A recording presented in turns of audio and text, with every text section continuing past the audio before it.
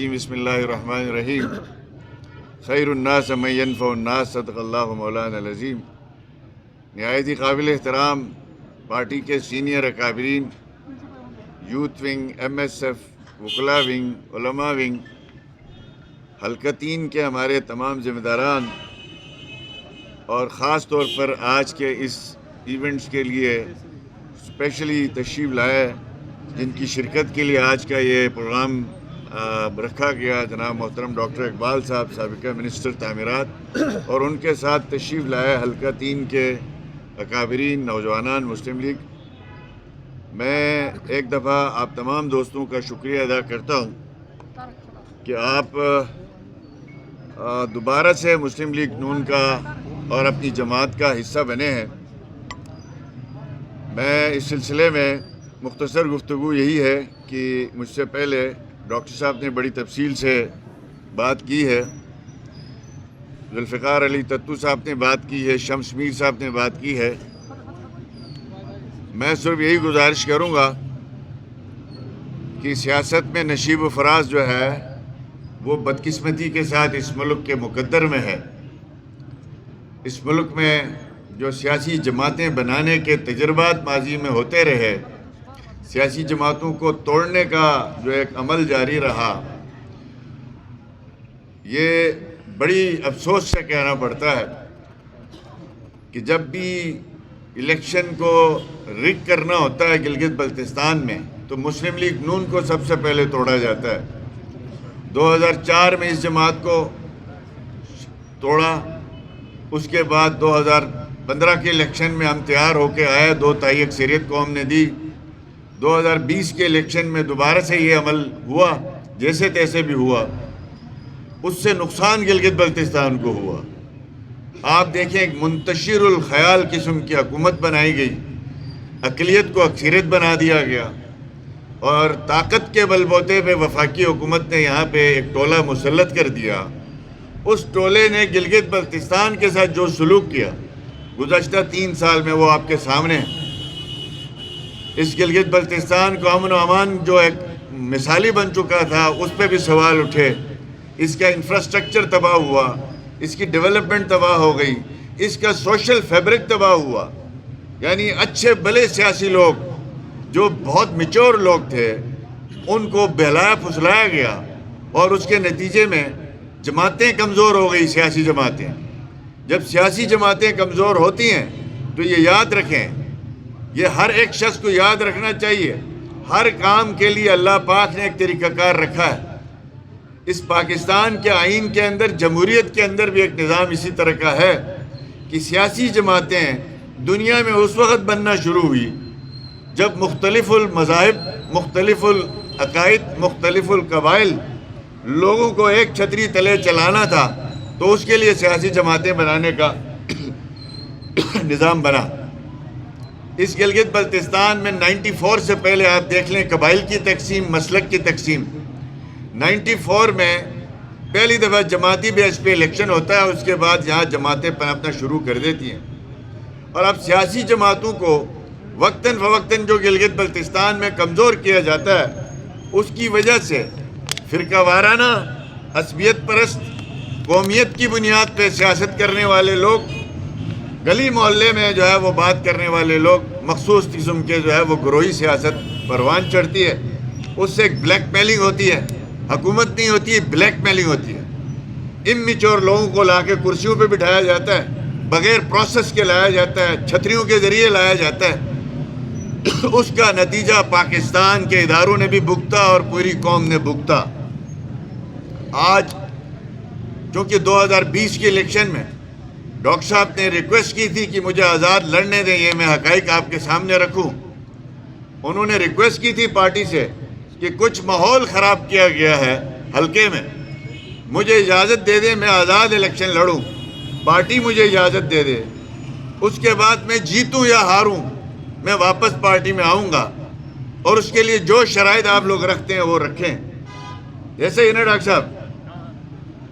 اور اس کے بعد چونکہ پارٹی کی مجبوری تھی، ہم اس حلقے کو خالی نہیں چھوڑ سکتے تھے، ہم نے اس نوجوان کو، ذوالفقار علی تتو صاحب کو، وہاں پہ پارٹی نے ٹکٹ دیا، اور انہوں نے بھرپور طور پر اپنا الیکشن لڑا. ڈاکٹر صاحب نے بھی بڑا بھرپور الیکشن لڑا اور بدقسمتی ہوئی, دونوں ہار گئے اور نقصان حلقے کا ہوا. ہماری مجبوری تھی, پارٹی نے حکم دیا تھا جہاں کہیں بھی پارٹی کا ٹکٹ ہولڈر نہیں ہے وہاں پہ آپ کسی نوجوان کو ہی ٹکٹ دے دیں, بھلا وہ 100 ووٹ لے لے, بھلا وہ 1000 ووٹ لے لے.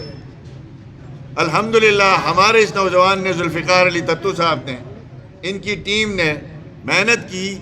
ہماری توقع سے زیادہ انہوں نے اس وقت ووٹ لیے, لیکن ڈاکٹر صاحب نے بھی ہماری توقع سے زیادہ ہی ووٹ لے لیے تھے. تو یہ بھی حقیقت ہے. اور اس کے بعد حلقے میں کچھ ساتھیوں کی رائے تھی. یہ بات آپ پریس کانفرنس کے ذریعے بھی پوچھیں گے, میں پہلے ہی بتا دیتا ہوں. ہمارے ایک ساتھی تھے, میرے خلاف اپوزیشن لیڈر رہے, مجھے پتہ نہیں کیا کچھ نہیں کہا. اگر میرے دل میں کوئی بغض ہوتا تو میں کہتا یار ان کو تو, حالانکہ ان کو پہلے بھی جماعت میں لا کے جماعت سے وہ جا چکے تھے. ان کی خواہش آئی پارٹی کے ساتھیوں کے سامنے, میں نے حلقے کے ذمہ داران کے سامنے رکھا, جو آپ فیصلہ کریں گے ہمیں قبول ہوگا. اور ہم پہ الزام یہ ہے کہ مشاورت نہیں ہوتی ہے.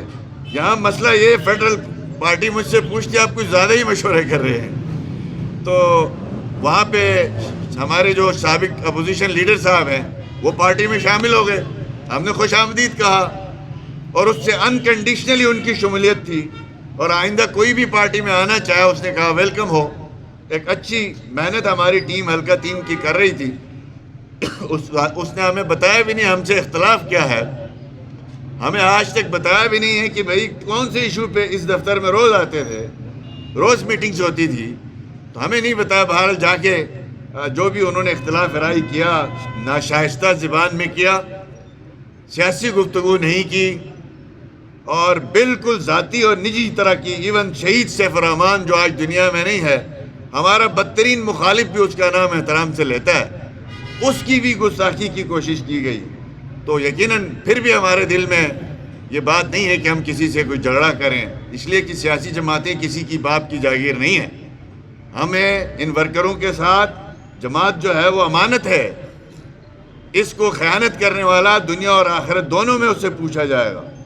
تو بہرحال اس کے بعد دوبارہ سے ڈاکٹر صاحب سے, ہمارے ساتھی جو حلقہ 3 کے بہت سے ساتھی ہیں, ان کی خواہش تھی کہ ڈاکٹر صاحب بھی ٹیم کا حصہ بنے, کیونکہ یہ کمبینیشن نہیں بنتا. تتو صاحب اور اپنا جو سابقہ اپوزیشن لیڈر صاحب ہیں, ان دونوں کا ووٹ آپس میں ٹرانسفر ہونا تھوڑا مشکل بھی ہے, لیکن ہم نے اس وجہ سے نہیں. لیکن ڈاکٹر صاحب کے حوالے سے حلقہ 3 کے ہمارے بزرگ, اکابرین, نوجوانان, ان سب کی خواہش تھی. وہاں پہ تھوڑا اختلاف رائے بھی تھا, لیکن ساتھیوں نے مل جل کے فیصلہ کیا. اب ڈاکٹر صاحب اور تتو صاحب جو ہے, یہ ان کی جو ٹیم ہے, ان کا ووٹ جوائنٹ ہے, یہ حقیقت ہے. آج آپ دیکھ لیں کہ گلگت کا نمائندہ نہیں ہے حکومت میں, یعنی آبادی کے وائس بھی.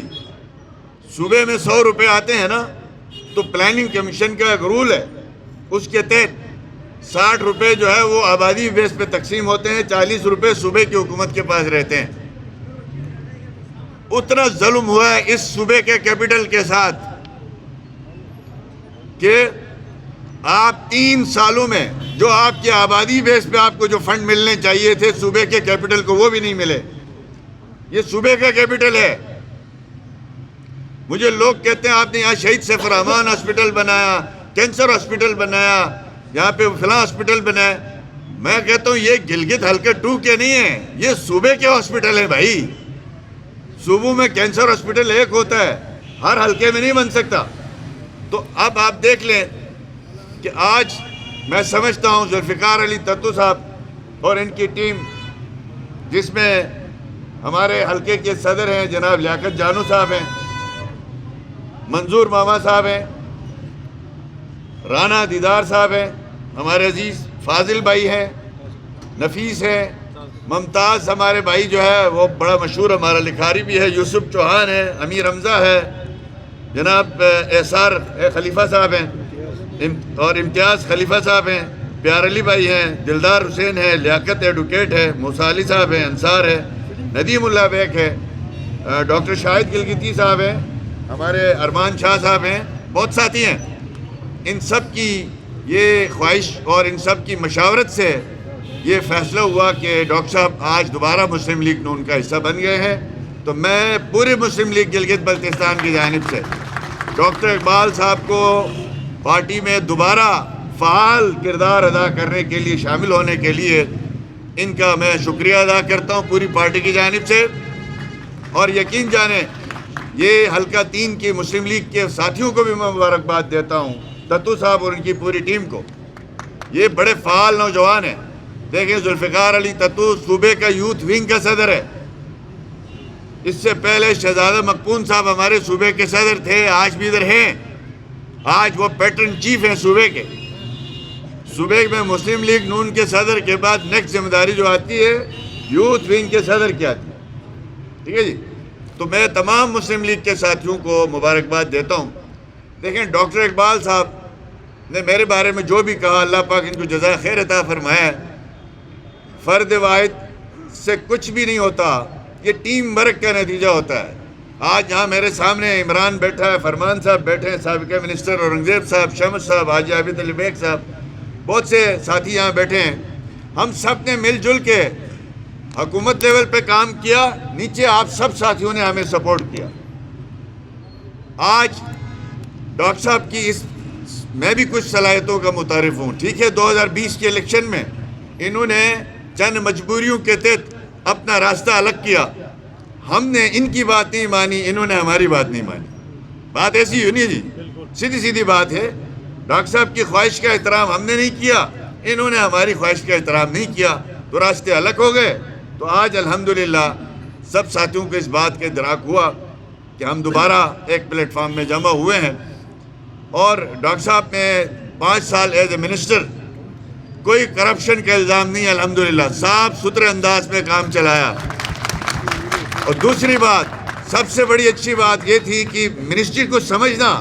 ممبر بہت جیتتے ہیں، آپ کو پتہ ہے، بہت سے ممبر جیت کے آ جاتے ہیں، ان کو اپنے محکمے کا پتہ نہیں ہوتا، بس سوائے ٹی اے ڈی اے لینا، تنخواہ لینا، مراد لینا، اور چند جو ہے وہ اپنے آگے پیچھے لوگوں کو ٹھیکے ٹھوکے دلوا دینا.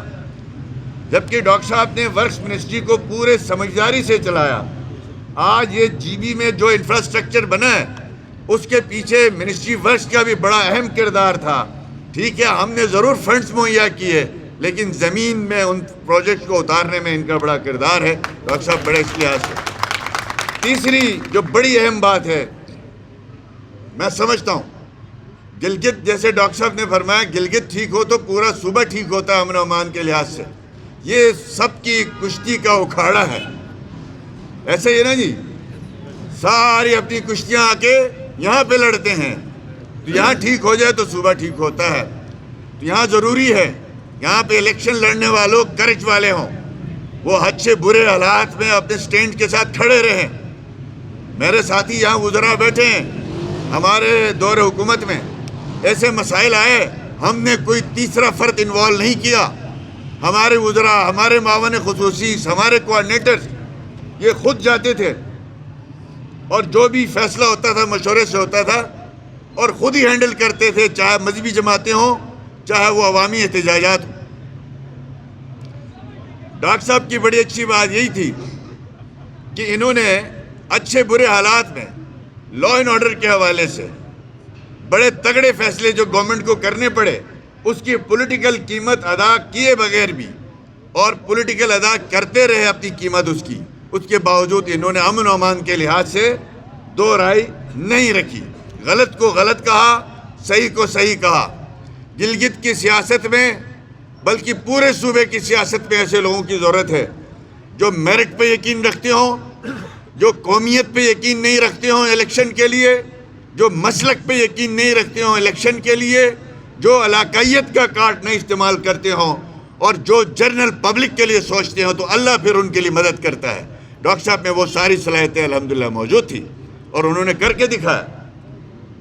آج دنیور اور گلگت دو ایسے علاقے بن گئے ہیں جو صوبے کی حکومت کے لیے ممنوع ہیں یہاں پہ کوئی پروجیکٹ دینا.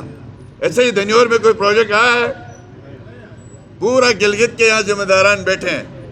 ان پورے 3 سال 4 سال ہو گئے آپ کو اس پورے صوبے کے کیپٹل کا کوئی ایک پروجیکٹ آپ دکھا سکتے ہیں؟ نہیں. افسوس ہوتا ہے. یہاں پہ ایک تاریخ کا سب سے بڑا منصوبہ اس وقت چل رہا ہے, یعنی اس کے اوپر بریفنگ لینا بھی گوارا اس لیے نہیں کیا جاتا کہ یہ منصوبہ نواز شریف کا ہے, مسلم لیگ نون کا ہے. وہ کون سا ہے؟ آج 4 گھنٹے کی بجلی ملتی ہے, آج سردی شروع ہو گئی ہے, ایئر پولوشن لاہور کا آج آپ سب سنتے ہیں نا, سموک, یعنی لوگوں کو باہر نکلنے میں پابندی لگا دی گئی ہے. یہاں پہ جنوری میں گلگت میں سموک جو ہوتا ہے, یہ فوک اور سموک جو انگیٹھیاں جلا کے سردیوں میں لکڑیاں ٹائر جلاتے ہیں, سانس لینا بڑا مشکل ہوتا ہے. کراچی سے زیادہ ایئر پولوشن ہوتی. تو اس کو دور کرنے کے لیے نواز شریف نے LPG ایئر مکس پلانٹ دیا. آپ سب دیکھ رہے ہیں نا اس کو, یعنی اس کے ذریعے گلگت اور دنیور میں 27,000 گھرانوں کو پائپ لائن کے ذریعے گیس دینی ہے. اس پروجیکٹ کو 3 سال میں اس حکومت کو توفیق نہیں ہوئی کہ اس کی بریفنگ بھی لے لے. وہ پروجیکٹ میرے یہ مسلم لیگ کے ساتھی اس سیکریٹریٹ سے گزشتہ 3 سال ان کے مسائل حل کرتے رہے ہیں, حکومت کو توفیق نہیں ہوئی. اب اس منصوبے کی اہمیت کیا ہے؟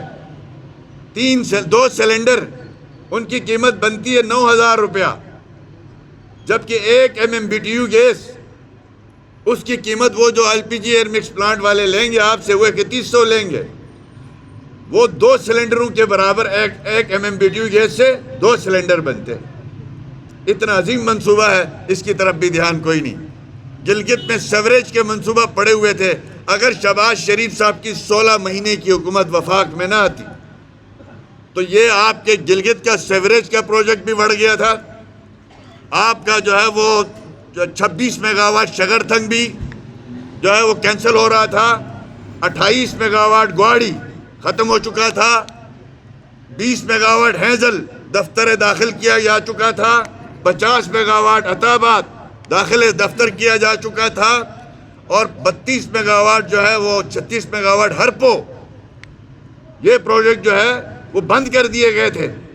گلگت کا سیوریج, گلگت کا infrastructure, Gilgit Chitral express way, یہ وہ عظیم منصوبے تھے جن کو داخل دفتر کیا گیا. ایک بڑا منصوبہ جو کل میں نے وزٹ کیا, پروونشل ہیڈ کوارٹر ہاسپٹل ہے GB کا سب سے بڑا پرانا ہاسپٹل. ہم نے 50 کروڑ روپے سے وہاں پہ ٹراما سینٹر بنایا. اس کے بعد ٹوٹل اس پورے ہاسپٹل کا ماسٹر پلان بنوایا تو 2.5 ارب روپے چاہیے تھے. وہ پروجیکٹ لے کے ہم وفاق میں گئے عمران خان صاحب کی حکومت میں.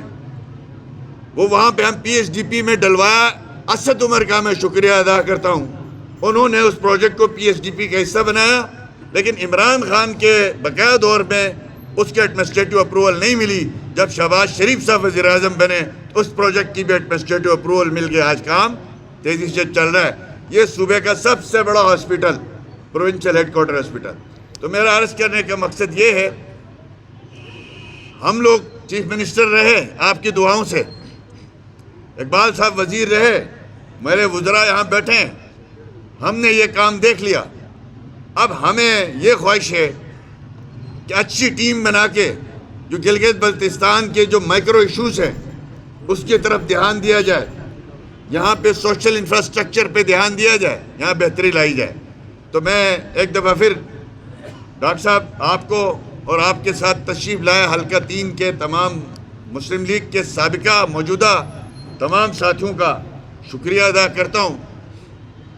اور جناب ذوالفقار علی تتو صاحب اور ندیم اللہ بیگ صاحب اور ہمارے ارمان شاہ صاحب, آپ اور آپ کی پوری ٹیم کا, تتو صاحب آپ کا شکریہ کہ کشادہ دلی سے آپ نے مسلم لیگ نون میں ڈاکٹر صاحب کو خوش آمدید کہا. اعلیٰ ظرف کا مظاہرہ ہے یہ کہ مشکل وقت میں آپ نے الیکشن لڑا ہے اور آگے کے لیے آپ انکنڈیشنلی جو ہے وہ لوگوں کو کہہ رہے ہیں آ جائے پارٹی میں. تو انشاءاللہ تعالی شرط شروط نہ میرے ساتھ ہے نہ کسی کے ساتھ ہے.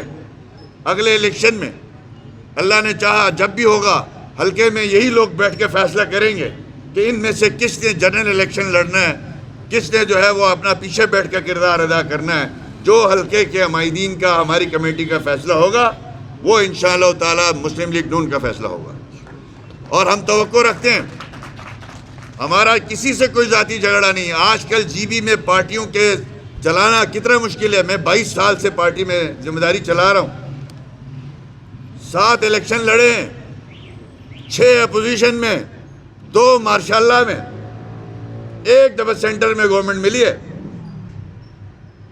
لوگوں کو شوق ہے نا، ہم تو کہتے ہیں پارٹی کے ساتھیوں کو، آج بھی میں تقاضا کروں گا دتو صاحب سے، ڈاکٹر اقبال صاحب سے، ارمان شاہ صاحب سے، ندیم اللہ بیگ صاحب سے، حلقہ 3 دنیور میں پارٹی کا ایک بہترین سیکریٹریٹ بنائیں، تاکہ ہفتے میں 1 دن ہم بھی آ کے آپ کے ساتھ وہاں بیٹھ سکیں، لوگوں کے ساتھ مسائل حل کرنے کے لیے۔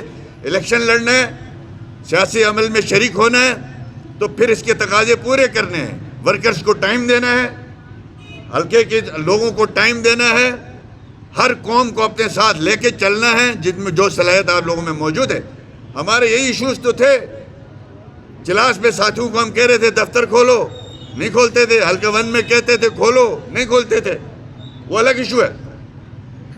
ہم چاہتے ہیں گلگت بلتستان میں یہ جو آزمائش ہمارے ذمہ لگائی گئی ہے پارٹی کی طرف سے، 2020 کے جنرل کونسل کی طرف سے اور پارٹی کے مرکزی قیادت کی طرف سے، اگر کسی بھائی کو شوق ہے تو ٹنیور پورے ہوتے ہی مرکزی پارٹی سے ریکویسٹ کرتے ہیں جنرل کونسل کے الیکشن ہو، آئیں جنرل کونسل میں اپنی پارٹی کی تائید لیں اور ورکرز کی تائید لیں، کریں کام، لگائیں اپنا وقت، نکلیں اپنے ذات کے اپنے بچوں کو مشیر وزیر لگوانے سے، نکلیں، ٹائم دیں، پارٹی کے سیکریٹریٹ بنائیں، پارٹی کے دفاتر بنائیں، پارٹی ورکروں کے ساتھ ملیں، اپنا 24 گھنٹے میں زیادہ وقت دے دیں تو پتہ لگے گا، ہم ان کو ویلکم کہیں گے ایسے ساتھیوں کو، ٹھیک ہے جی۔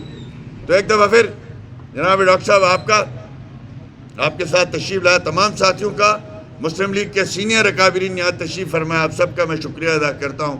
انشاءاللہ میرے رب نے چاہا تو آنے والے الیکشن میں گلگت بلتستان میں مسلم لیگ نون 2015 سے زیادہ اکثریت کے ساتھ آئے گی، میرے رب نے چاہا، اس لیے کہ آج نواز شریف صاحب کے ساتھ 2017 میں جو کچھ ہوا، جو اس ملک میں ہوا، اس کا نتیجہ نواز شریف اور اس کی پارٹی نے تو بھگتا لیکن 25 کروڑ عوام نے بھگتا، بجلی کی شکل میں، آٹے کی شکل میں، دوائیوں کی شکل میں، انفراسٹرکچر کی تباہی کی شکل میں، لا اینڈ آرڈر کی تباہی کی شکل میں، بیڈ گورننس کی تباہی کی شکل میں۔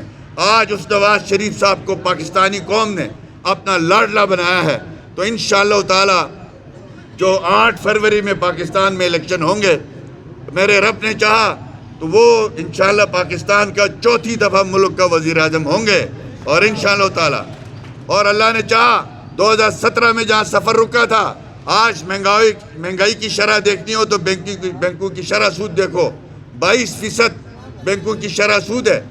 مجھے بتائیں 22% سے کوئی لون لے کے کیا کوئی بزنس کر سکتا ہے؟ انشاءاللہ نواز شریف صاحب وزیر اعظم ہوں گے، 1 سال کے اندر بینکوں کا انٹرسٹ ریٹ جو ہے وہ سنگل ڈیجٹ پہ آئے گا، 7 اور 8% پہ انشاءاللہ۔ یہ مہنگائی جو آج 40% پہ چھو رہی ہے، انشاءاللہ تعالیٰ یہ نیچے آئے گی سنگل ڈیجٹ پہ۔ تو اس طرح جو ملک میں ہوتا ہے اس کا trickle down effect Gilgit Baltistan میں بھی ہوتا ہے۔